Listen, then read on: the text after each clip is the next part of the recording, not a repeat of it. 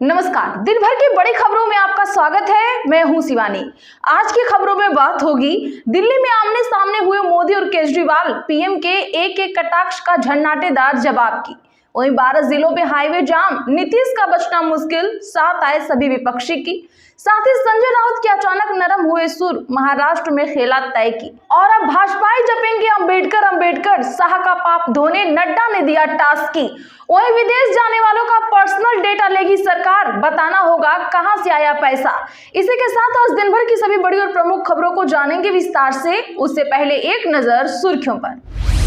BPSC candidate प्रदर्शन, पप्पू यादव समर्थकों ने रोकी ट्रेनें, 12 जिलों में हाईवे जाम, सीएम हाउस घेरने निकले संगठनों को पुलिस ने रोका, पीके आमरण अनशन पर।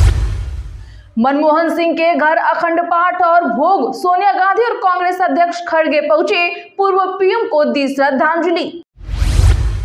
पीएम बोले दिल्ली में आपदा सरकार, ये कट्टर बेईमान लोग, मैं भी शीश महल बनवा सकता था लेकिन गरीबों के लिए 4 करोड़ घर बनवाए। केजरीवाल बोले आपदा दिल्ली में नहीं भाजपा में आई, न दिल्ली चुनाव के लिए सीएम चेहरा है न एजेंडा, मोदी ने आपको आपदा कहा। युवाओं का एकलव्य जैसा अंगूठा काट रही बीजेपी, बेरहमी से कुचल रही आवाज, छात्र प्रदर्शन पर राहुल गांधी बोले। बीजेपी ने 29 राज्यों के लिए चुनाव अधिकारी किए नियुक्त, पीयूष को यूपी की जिम्मेदारी, खट्टर को बिहार और शिवराज को कर्नाटक का बनाया गया अधिकारी। ईसाई समुदाय को लेकर सवाल पूछे जाने चाहिए, इन मुद्दों को लेकर मोदी सरकार पर भड़के टीएमसी सांसद। विदेश जाने वालों को केंद्र को पर्सनल डेटा बताना होगा, सरकार पूछेगी यात्रा का खर्च किसने और कैसे उठाया, तस्करी रोकने के लिए नियम बदले गए। चंदन गुप्ता कांड में 28 दोषियों को मिली उम्र कैद की सजा, यूपी के कासगंज बवाल में गोली मारी गई थी, लखनऊ एनआईए कोर्ट ने 6 साल बाद सुनाई सजा। संविधान, आरक्षण और अंबेडकर वाले विपक्ष के नैरेटिव की भाजपा ने खोजी काट, 14 दिन चलेगा अभियान। सनातन और हिंदू के जिक्र से ही चौंक जाती है भटकती आत्माएं, खतरनाक इकोसिस्टम है, उपराष्ट्रपति धनखड़ बोले। लगातार 15 घंटे पूछताछ ज्यादती, पूर्व कांग्रेस विधायक की गिरफ्तारी अवैध, सुप्रीम कोर्ट की ईडी को फटकार। कुछ लोग दिखावे के लिए सही, सपा मुखिया अखिलेश यादव ने हेटर्स को ऐसे दिया जवाब। कांग्रेस ने जीएसटी पर फिर मोदी सरकार को जमकर घेरा, कहा पॉपकॉर्न पर टैक्स की जगह अर्थव्यवस्था पर ध्यान दें। महाराष्ट्र की सियासत में होगा बड़ा खेला, सीएम फडणवीस की सामना में खुलकर तारीफ, अब संजय राउत ने भी दिया बयान। कांग्रेस का जय बापू जय भीम जय संविधान अभियान आज से हुआ शुरू, देश भर में रैलियां, गणतंत्र दिवस पर बाबा साहेब की जन्मस्थली मुहू में होगा खत्म। कितने जजों के बच्चों को मौका मिला, वकील की दलील पर भड़का सुप्रीम कोर्ट, मांग ली लिस्ट। अन्ना यूनिवर्सिटी रेप कांड में भाजपा ने न्याय यात्रा निकाली, पुलिस ने महिला नेताओं को लिया हिरासत में, अन्ना मलाई बोले राज्य में रेपिस्ट खुलेआम घूम रहे हैं। शेख हसीना को बांग्लादेश को सौंपने के मूड में नहीं है भारत, प्रत्यर्पण की मांग को लेकर कर सकता है खारिज।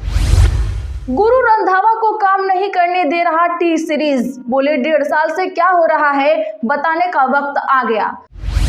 अमित शाह बोले कश्मीर का नाम महर्षि कश्यप पर पड़ा होगा, कहा शासकों को खुश करने के लिए लिखे गए इतिहास को मुक्त करने का वक्त आ गया है। अडानी के खिलाफ 3 मामलों की सुनवाई एक साथ होगी, न्यूयॉर्क की एक कोर्ट ने दिया आदेश, 2200 करोड़ की रिश्वत से जुड़ा है मामला। चीन में कोरोना जैसा नया संक्रमण फैला, छोटे बच्चों पर ज्यादा असर दिख रहा है, दावा प्रभावित इलाकों में इमरजेंसी। चलिए अब जानते हैं बड़ी और प्रमुख खबरों को विस्तार से। उससे पहले वीडियो को लाइक करें, साथ ही आपसे रिक्वेस्ट खबरों को आखिर तक जरूर देखें। युवाओं का एकलव्य जैसा अंगूठा काट रही बीजेपी, बेरहमी से कुचल रही आवाज, छात्र प्रदर्शन पर बोले राहुल गांधी। जी हां, बता दें कि लोकसभा में नेता प्रतिपक्ष राहुल गांधी ने आज भारतीय जनता पार्टी पर जमकर निशाना साधा। उन्होंने मध्य प्रदेश लोक सेवा आयोग की परीक्षा से जुड़े विषय को लेकर आरोप लगाया कि सत्तारूढ़ पार्टी देश के युवाओं का भविष्य मिटा रही है। राहुल गांधी ने यह दावा भी किया कि मध्य प्रदेश की भाजपा सरकार ने छात्रों के भरोसे को तोड़ने के साथ ही लोकतांत्रिक प्रणाली का गला घोटा है। उन्होंने एक्स पर पोस्ट किया, भाजपा भारत के युवाओं का बिल्कुल एकलव्य जैसा अंगूठा काट रही है, उनका भविष्य मिटा रही है। उन्होंने कहा कि सरकारी भर्ती में विफलता बड़ा अन्याय है। राहुल गांधी ने कहा कि पहले तो भर्ती नहीं निकलती, फिर भर्ती निकल जाए तो परीक्षा समय पर नहीं होती, परीक्षा हो तो पेपर लीक करवा दिए जाते हैं।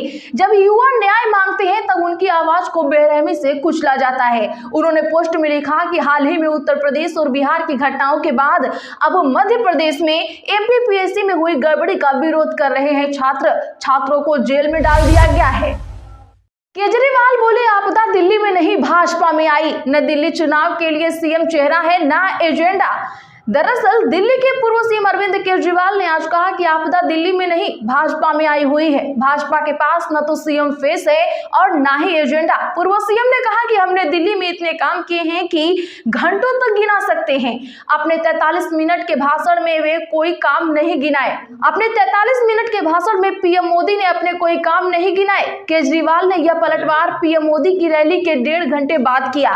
दरअसल मोदी ने शुक्रवार से दिल्ली विधानसभा चुनाव का आगाज शोक विहार की रैली से किया।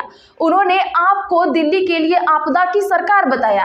केजरीवाल ने कहा दिल्ली के अंदर कानून व्यवस्था की आपदा है, गैंगस्टर गोलियां चला रहे हैं, व्यापारी रो रहे हैं और सुरक्षा मांग रहे हैं। मोदी और शाह के कानों में आवाज नहीं पहुंच रही है। उन्होंने कहा कि मैं मोदी जी से कहना चाहूंगा कि शाह जी से कहें कि सरकारें जोड़ने तोड़ने से थोड़ा सा समय मिले तो दिल्ली की सुरक्षा पर ध्यान दें। जो काम हम कर रहे हैं उसे आपदा नहीं आशीर्वाद कहते हैं। साथ ही मोदी ने यह भी कहा था कि अन्ना हजारे जी को सामने करके कुछ कट्टर बेईमान लोग दिल्ली को आपदा में धकेल दिया है। बीपीएससी कैंडिडेट प्रदर्शन, पप्पू यादव समर्थकों ने रोकी ट्रेनें, पीके आमरण अनशन पर बैठे। बता दें कि बिहार की राजधानी पटना में बीपीएससी कैंडिडेट धरना दे रहे हैं। कैंडिडेट्स की मांग है कि 77वीं प्रारंभिक परीक्षा रद्द की जाए। इसके अलावा लाठीचार्ज के दोषियों को सजा देने और मृतक बीपीएससी छात्र सोनू को 5 करोड़ रुपए की मुआवजा देने की मांग की है। कैंडिडेट्स के समर्थन में पप्पू यादव ने आज बिहार बंद बुलाया है। जन स्वराज पार्टी के संस्थापक प्रशांत किशोर कैंडिडेट्स के समर्थन में आज आमरण अनशन पर भी बैठे हैं। इंडिया अलायंस के छात्र संगठन एनएसयूआई, AISA, AISF और आरजेडी सीएम हाउस को घेराव करने निकले। पुलिस ने उन्हें 2 बार बैरिकेडिंग कर रोका। पहली बार वो बैरिकेडिंग तोड़कर आगे निकल गए, दूसरी बार पुलिस ने उन्हें रोक लिया। छात्र संगठनों ने अपना प्रदर्शन खत्म कर दिया है। उनका कहना है कि अब 6 जनवरी को आगे की रणनीति बनेगी। वहीं महागठबंधन छात्र संगठन ने मांग पूरी नहीं होने पर 6 जनवरी को पूरे राज्य में विरोध प्रदर्शन का ऐलान किया है। राजद नेता और विपक्ष के लीडर तेजस्वी यादव ने भी छात्रों को समर्थन दिया है। विदेश जाने वालों को केंद्र को पर्सनल डेटा बताना होगा। सरकार पूछेगी यात्रा का खर्च किसने और कैसे उठाया। जी हां, भारत सरकार विदेश जाने वालों से 19 तरह की निजी जानकारियां लेगी। इसमें यात्री कब, कहां और कैसे यात्रा कर रहे हैं, इसका खर्च किसने और कैसे उठाया, कौन कब कितने बैग लेकर गया और किस सीट पर बैठा जैसी जानकारियां ली जाएंगी। यह डेटा 5 साल तक स्टोर रहेगा। जरूरत पड़ने पर इसे अन्य लॉ एनफोर्समेंट एजेंसियों के साथ भी साझा किया जा सकेगा। इसे 1 अप्रैल से लागू करने की तैयारी है। इसके लिए सभी एयरलाइंस को निर्देश जारी किए गए हैं। यह कदम तस्करी पर नजर रखने के लिए उठाया गया है। कस्टम डिपार्टमेंट समय समय पर डेटा का एनालिसिस करेगा। किसी भी व्यक्ति की विदेश यात्रा में संदिग्ध पैटर्न नजर आने पर तुरंत जांच शुरू की जा सकेगी। दर्शकों, क्या इसमें कर्मचारियों द्वारा साजिश भी की जाएगी? कमेंट जरूर करें। लगातार 15 घंटे पूछताछ ज्यादती, पूर्व कांग्रेस विधायक की गिरफ्तारी अवैध, सुप्रीम कोर्ट की ईडी को फटकार। बता दें कि सुप्रीम कोर्ट ने हरियाणा के पूर्व कांग्रेस विधायक सुरेंद्र पवार को बड़ी राहत दी है। कोर्ट ने अवैध खनन मामले में पूर्व विधायक की गिरफ्तारी को अवैध करार दिया। साथ ही कांग्रेस नेता से लगभग 15 घंटे तक की गई पूछताछ को ज्यादती बताया। सुप्रीम कोर्ट ने इसे ईडी का अमानवीय आचरण कहा है। अवैध खनन मामले में कांग्रेस नेता सुरेंद्र पवार को हाईकोर्ट से रिहा किए जाने के फैसले को ईडी ने सुप्रीम कोर्ट में चुनौती दी थी। सुप्रीम कोर्ट में जस्टिस अभय एस ओका और ऑगस्टीन जॉर्ज मसीह की पीठ ने ईडी की याचिका को खारिज कर दिया। कुछ लोग दिखावे के लिए सही, सपा मुखिया अखिलेश यादव ने हेटर्स को ऐसे दिया जवाब। दरअसल बता दें कि पंजाबी गायक दिलजीत दोसांझ से पीएम मोदी नरेंद्र मोदी ने 2025 के पहले दिन मुलाकात की। दोसांझ और पीएम मोदी की मुलाकात को लेकर राजनीतिक गलियारों में चर्चाएं भी तेज हो गई हैं। इस बीच समाजवादी पार्टी के मुखिया अखिलेश यादव ने सोशल मीडिया पर दोसांझ का एक वीडियो भी शेयर कर पंजाबी गायक से नफरत करने वालों को करारा जवाब दिया है। सपा मुखिया अखिलेश यादव ने इंस्टाग्राम पर लिखा, नए दौर और नई पीढ़ी का अपना नृत्य अपनी धड़कन है, क्योंकि उसमें उम्मीद और प्रगति का जज्बा है। सकारात्मक लोग वाकई उनकी ऊर्जा और उत्साह से प्रेरणा लेते हैं। कुछ लोग दिखावे के लिए सही उनका समर्थन करते दिखते हैं, क्योंकि पहले दिलजीत दोसांझ को किसान आंदोलन का समर्थन करने पर खालिस्तानी बताया जा रहा था। महाराष्ट्र की सियासत में होगा खेला, सीएम फडणवीस की सामना में खुलकर तारीफ, अब संजय राउत ने भी दिया बयान। जी हां, बता दें कि उद्धव की पार्टी शिवसेना के तेवर एक बार फिर बदलते दिख रहे हैं। पार्टी नेता संजय राउत ने महाराष्ट्र के मुख्यमंत्री देवेंद्र फडणवीस की जमकर तारीफ की है। राउत ने कहा कि राज्य सरकार ने गढ़चिरौली जिले में सक्रिय नक्सलियों को आत्मसमर्पण करवाकर सराहनीय काम किया है। पिछले संरक्षक मंत्री पर निशाना साधते हुए आरोप लगाया कि उन्होंने अपने एजेंट नियुक्त किए और पैसा इकट्ठा किया, जिससे नस्लवाद बढ़ा। उन्होंने कहा कि शिवसेना इस बात की सराहना करती है कि मुख्यमंत्री ने संरक्षक मंत्री के रूप में गढ़चिरौली का प्रभार संभाला है। संविधान, आरक्षण और अंबेडकर वाले विपक्ष के नैरेटिव की भाजपा ने खोजी काट, अब 14 दिन तक जपेंगे अंबेडकर का नाम। जी हां, लोकसभा चुनाव के दौरान कांग्रेस समेत विपक्षी दलों ने भाजपा की सत्ता में आने पर आरक्षण खत्म करने और संविधान बदले जाने का दावा किया था। भाजपा को जब नतीजों में 240 लोकसभा ही सीटें मिली तो इस प्रचार को ही वजह माना गया था। अब इसमें अंबेडकर का भी नाम जुड़ गया है। संसद में अमित शाह के भाषण के एक हिस्से को भीमराव अंबेडकर का अपमान बताते हुए कांग्रेस और अन्य विपक्षी दल आंदोलन कर रहे हैं। इस तरह विपक्ष ने अंबेडकर, आरक्षण और संविधान के मुद्दे को उठाकर दलितों और पिछड़ों के बीच फिर से नैरेटिव बनाना शुरू किया है। वहीं इसकी काट के लिए अब भाजपा भी सक्रिय हो गई है। भाजपा ने देश भर में संविधान गौरव अभियान चलाने का फैसला किया है। तो आज के लिए बस इतना ही। ऐसी ही बड़ी खबरों के लिए चैनल सब्सक्राइब करें, बगल में घंटी के निशान को भी जरूर दबा लें। वीडियो को लाइक और शेयर करना ना भूलें।